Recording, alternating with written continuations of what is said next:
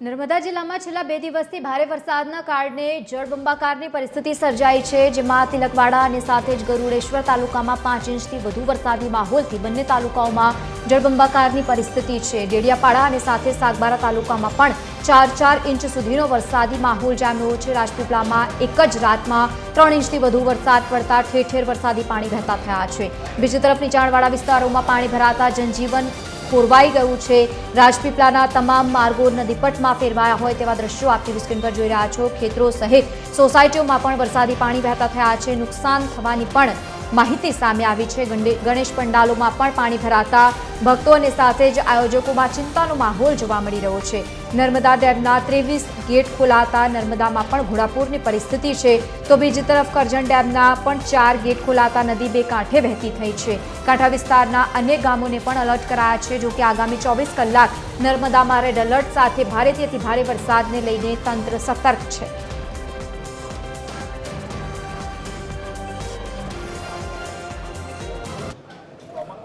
પહાડમાં જામી રહ્યું છે। છેલ્લા 2 દિવસથી રાજપીપળા સહિત નર્મદા જિલ્લામાં ધોધમાર વરસાદ પડી રહ્યો છે। તમે જોઈ શકો છો કે રાજપીપળામાં અત્યારે વરસાદ તો ધીમો પડ્યો છે, પણ ધીમે ધીમે વરસાદનું જોર ગઈકાલથી વધી ગયું છે। અત્યારે ગરુડેશ્વર તાલુકામાં 5 ઇંચ જેટલો વરસાદ 24 કલાકમાં ઝીંકાયો છે।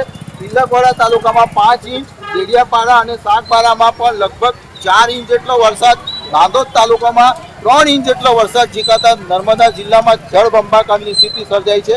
કરજણ ડેમના 4 ગેટ ખોલવામાં આવ્યા છે, નર્મદા ડેમના 23 ગેટ ખોલવામાં આવ્યા છે, જેને કારણે અત્યારે વરસાદ પૂર બહારમાં શરૂ થઈ રહ્યો છે અને વરસાદને કારણે ઠેર ઠેર ખેતરોમાં પાણી ભરાયા છે અને વરસાદની ભારે સ્થિતિ જોવા મળી રહી છે। દીપક જગતાપ, TV13 ગુજરાતી, અપથી ગુજરાતી, નર્મદા। તો બીજી તરફ હવે નર્મદાના આ દ્રશ્યો જુઓ, જ્યાં નર્મદામાં ખેડૂતોની જીવાદોરી સમાન કરજણ ડેમમાં પાણીની ભારે આવક નોંધાઈ છે। ઉપરવાસના ભારે વરસાદના કારણે કરજણ ડેમના 4 દરવાજા ખોલવાની ફરજ પડી છે।